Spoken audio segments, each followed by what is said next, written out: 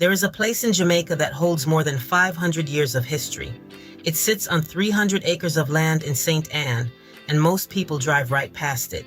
Welcome to Seville Heritage Park, and if you have never heard of this place, I need you to go ahead and tap that like button right now, because what I am about to share with you is the kind of history they did not teach us in school. So here is what you need to know about Seville Heritage Park. This is not just a park.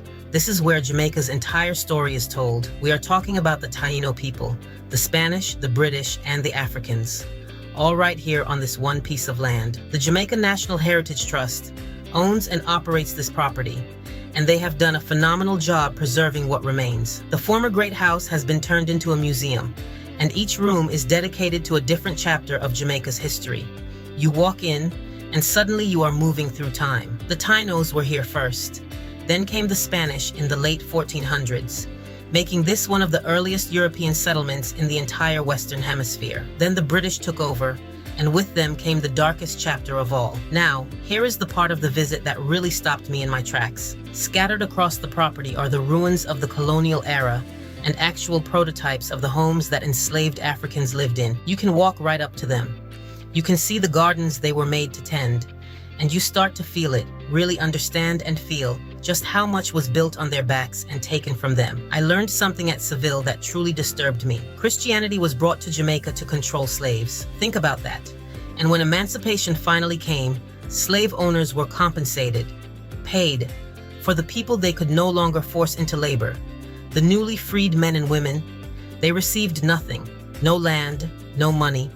The slave owners kept the land and then had the audacity to charge former slaves rent while paying them wages so low they could barely survive. Several rebellions later, the dust cleared. Former slave owners acquired more wealth and land, while the freed men and women walked away with nothing except Christianity.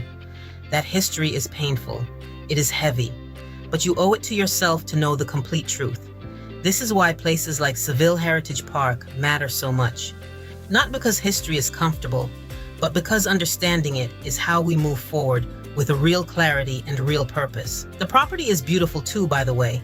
Lush, green, and spread across 300 acres, with ruins scattered throughout. It is the kind of place where you can spend hours and still feel like you have not seen everything. If you want to experience Jamaica on a deeper level, Seville Heritage Park needs to be on your list.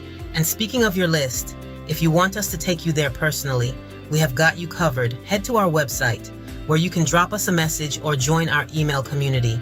We plan tours right here in Jamaica, and we would love to have you along for the journey. Our tours are small and intentional. No rushing, no crowds. Just real experiences and real history.